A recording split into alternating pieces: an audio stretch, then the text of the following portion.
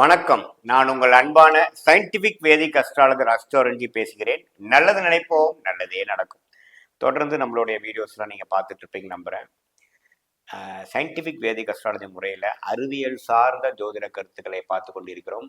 எப்படி நம்மளுடைய பூர்வ புண்ணிய பாவ புண்ணியங்கள்லாம் எப்படி நம்மளுடைய இப்போ பறக்கக்கூடிய வாழ்க்கையில் நல்ல ஒரு சம்பவங்களாக, சாதகமான சம்பவங்களாக, சாதகமற்ற சம்பவங்களாக உருவெடுக்கிறதுங்கிறது ஒளி தத்துவ பிரகாரம் எப்படி செய்யுதுன்னு நம்ம பார்த்து கொண்டிருக்கிறோம்.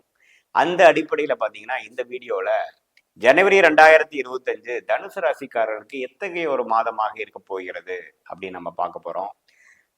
2025 ஆங்கில புத்தாண்டோட முதல் மாதம் வருகிறது ஜனவரி மாதம். அந்த ஜனவரி மாதத்துல எந்த மாதிரி விஷயங்கள் அமையுதோ அது பொறுத்து தான் அடுத்த வரக்கூடிய மாதங்கள் அந்த வருஷத்துக்கே ஒரு அடித்தளமா அமையுதுங்கிறது எல்லாத்துக்கும் தெரியும். ரொம்ப முக்கியமான ஒரு மாதமாக இருக்கிறது. அந்த மாதத்தில் பார்த்தீங்கன்னா எப்படி ஆண்டு கிரகங்கள் இருக்கிறது, மாத கிரகங்கள் இருக்கு, அது தனுசு ராசிக்காரர்களுக்கு எத்தகைய ஒரு தாக்கத்தையும் ஒரு மாற்றத்தையும் கொடுக்க வல்லதாக இருக்கிறதுங்கிறத நம்ம கொஞ்சம் டீட்டெயிலே பார்ப்போம். அதுக்கு முன்னாடி இந்த சேனல் ஃபர்ஸ்ட் டைம் வரவங்க மறக்காம சப்ஸ்கிரைப் பட்டன் கிளிக் பண்ணுங்க. ஸோ தட் தொடர்ந்து உங்களுக்கு வர வேண்டிய காணொலி உங்களை சேர்ந்தடைந்து நீங்கள் பலனளிக்க முடியும். சரி, இப்போ பார்த்தீங்கன்னா தனுசு ராசிக்காரர்களுக்கு இப்ப கிரக அமைப்பு எப்படி இருக்குன்னு பார்த்தா, ஆண்டு கிரகம் என்று சொல்லப்படுகிற குரு 6ஆம் இடத்திலே நீடித்திருந்து 12ஆம் இடத்தையும் 2ஆம் இடத்தையும் 10ஆம் இடத்தையும் பார்க்கிறார். அதே சமயத்துல ராகு 4ஆம் இடத்திலும் கேது 10ஆம் இடத்துல குரு பார்வை பெறுகிறார்.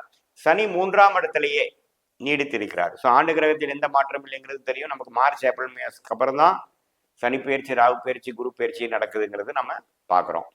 சரி, இப்போ மாத கிரகங்கள் எப்படி இருக்குன்னு பார்த்தா, ராசி அதிபதி ஆகிய தனுசு ராசி அதிபதி ஆகிய குருவே பார்த்தீங்கன்னா 6ஆம் இடத்துல நீடித்திருக்கிறார்.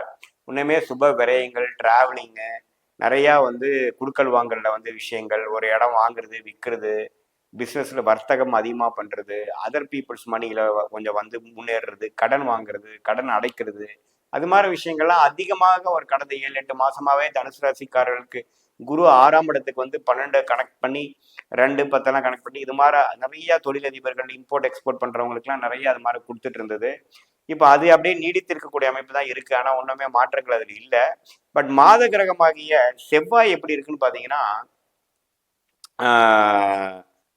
8ஆம் இடத்திலே நீடித்திருக்கிறார். 8ஆம் இடத்துல நீடித்திருக்கிறது பாத்தீங்கன்னா ஒரு மாதிரியான உடம்பு ரீதியான விஷயங்கள், ஹெல்த் ரீதியான விஷயத்துக்குலாம் கொஞ்சம் கேர்ஃபுல்லா இருக்க வேண்டிய அமைப்பு இருக்கு. டிராவலிங்ல கொஞ்சம் கேர்ஃபுல்லா இருக்கணும். குழந்தைகள் விஷயத்துல கொஞ்சம் பார்த்து பண்ண வேண்டிய விஷயங்கள் இருக்கு. திடீர்னு உடம்பு படுத்திருச்சுங்க, ஒரு அலர்ஜி ஆகி கொஞ்சம் கஷ்டப்பட்டேன், ஒரு ஃபுட் பாய்சன் ஆயிடுச்சு, வயிறுல அடி வயிறுல கொஞ்சம் டைஜஷன் இஷ்யூஸ் கொஞ்சம் பாதிக்கப்பட்டங்கிற மாதிரி விஷயங்கள்லாம் கொடுக்கக்கூடியதாக இருக்கிறது. ஒரு மாதத்தின் இறுதி 3 நாட்கள் அவர் ராசி மிதனத்துக்கே போய் ராசியை பார்க்கறதும் ஒரு நல்ல விஷயம்தான். ஸோ முதல் 3 வாரம் ஹெல்த் விஷயங்கள்லாம் கொஞ்சம் கேர்ஃபுல்லா இருந்துக்கணும். குடுக்கல் வாங்கல், போக்குவரத்து எல்லாத்துலேயுமே கொஞ்சம் கேர்ஃபுல்லா இருந்துக்கிறது நல்லது.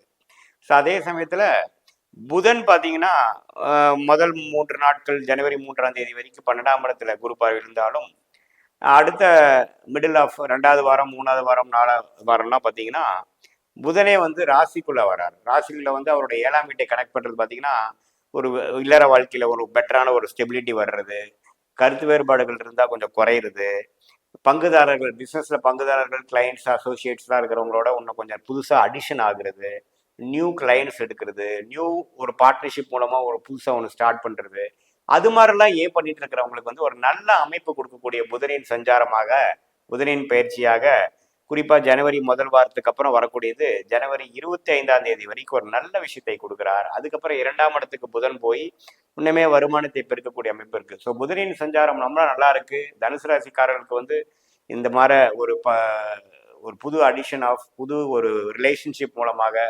ஒரு டெவலப்மெண்ட் பிஸ்னஸாக இருக்கட்டும், வேலையாக இருக்கட்டும், எல்லாத்துலேயுமே ஒரு பெட்டராக வரக்கூடிய அமைப்புகள் கண்டிப்பாக உண்டு. சரி, சூரியன் பார்த்தீங்கன்னா தை மாதத்துக்கு அப்புறம் மகரத்துக்கு மாறுறார். அது வரைக்கும் முதல் 2 வாரம் தனுசு ராசியிலேயே இருக்கிறார். ஸோ சூரியன் ராசியிலேயே இருக்கிறது தவறு இல்லை. ஏன்னா அவர் ராஜோகாதிபதியாக செயல்பட போகிறார். 2ஆம் இடத்துக்கு போகிறதும் நிதி நிலைமை, பண விஷயத்துக்கு நல்லது. ஸோ அடுத்த கடைசி 2 வாரத்தில் பார்த்தீங்கன்னா வரவேண்டிய பணம்லாம் கொஞ்சம் வரக்கூடிய அமைப்புகளும், ஏன்னா புதனும் பார்த்தீங்கன்னா கடைசியாக 2ஆம் இடத்துக்கு போகிறார். ஸோ வரவேண்டிய பணம், நிதி நிலைமை எல்லாமே கொஞ்சம் கையோங்கி இருக்கிறது பார்த்தீங்கன்னா ஜனவரி 3வது வாரத்திலிருந்து பார்க்கலாம். அது வரைக்கும் பார்த்தீங்கன்னா ஒரு மாதிரியான ஒரு ஃபவுண்டேஷனை கொடுக்கக்கூடிய சில காரியங்கள் செய்து காட்டக்கூடிய அமைப்புகள் கண்டிப்பாக முதல் 2 வாரத்துக்கு இருக்குதுங்க. இப்போ சுக்கிரன் பாத்தீங்கன்னா 3ஆம் இடத்திலே கும்பத்திலே நீடித்திருந்து ஒரு மாதிரியான ஒரு சுமாரான பலன்கள் கொடுக்கிறார். நட்பு வீட்டில தான் சுக்கிரன் இருக்கிறார், சனியோட சேர்ந்து இருக்கிறார். அதே சமயத்துல ஒரு மாசத்தின் கடைசி வாரமாகிய ஜனவரி 27, 28க்கு அப்புறம் மீனத்துக்கு போய் 4ஆம் இடத்துக்கு ஆகி 10ஆம் இடத்துக்கு கனெக்ட் ஆகிறார். ஸோ ஒரு மாதிரியான ஒரு ஒரு வீட்டுக்கு வேணுங்கிற ஒரு வசதியான பொருட்கள் வாங்குறது பண்றது, ஒரு வசதிப்படுத்திக்கக்கூடிய வண்டி வாகனத்தை கொஞ்சம் மாத்துறது பண்றது, ஆல்ட்ரேஷன் பண்றதுங்கிற மாதிரி சில சுப விஷயங்கள் கொடுக்கக்கூடிய அமைப்பு இருக்கு.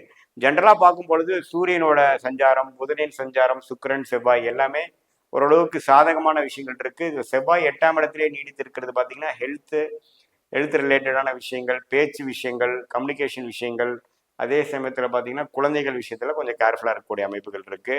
உடம்பு வந்து கொஞ்சம் நம்ம சூடு ஏறாதமா பார்த்துக்கணும். நம்ம ஒரு ரிச் ஃபுட்டாக சாப்பிட்டு நம்ம வந்து அலர்ஜிக்காக பண்ணிக்க கூடாது. அந்த விஷயத்துல கொஞ்சம் கவனமா இருக்க வேண்டிய அவசியம் தனுசு ராசிக்காரர்களுக்கு இருக்குங்கிறது நீங்க தெரிஞ்சுக்கணும். மற்றபடி பார்த்தீங்கன்னா 2025 மார்ச் ஏப்ரலுக்கு அப்புறம் வரக்கூடிய அந்த ராகு பயிற்சி, குரு பயிற்சி, சனி பயிற்சிக்கு வேணுங்கிற ஃபவுண்டேஷனான விஷயங்கள் சிலதெல்லாம் மாற்றி கொடுக்கக்கூடிய அமைப்பு இருக்கு. இது வரைக்கும் 3ஆம் இடத்து சனி வந்து 4ஆம் இடத்துக்கு மாதிரி அடுத்த வாழ்க்கையில வந்து இன்னும் விறுவிறுப்பாக செயல்படக்கூடிய விஷயங்கள் முடியுது.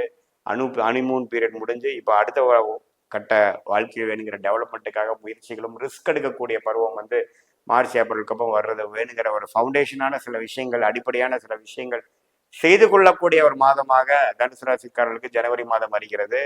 இதுல பாத்தீங்கன்னா இது பொதுவான ஒரு பலன்களை தவிர உங்களுடைய பிறந்த நேரம், பிறந்த தேதி, பிறந்த நேரத்துல, பிறந்த ஊர்ல வைத்து வரக்கூடிய ஜென்ம ஜாதகத்தை வைத்து என்ன தசாபுக்திகள் போது வச்சு இன்னுமே நாம துல்லியமான பலன்கள் எடுக்கலாம்.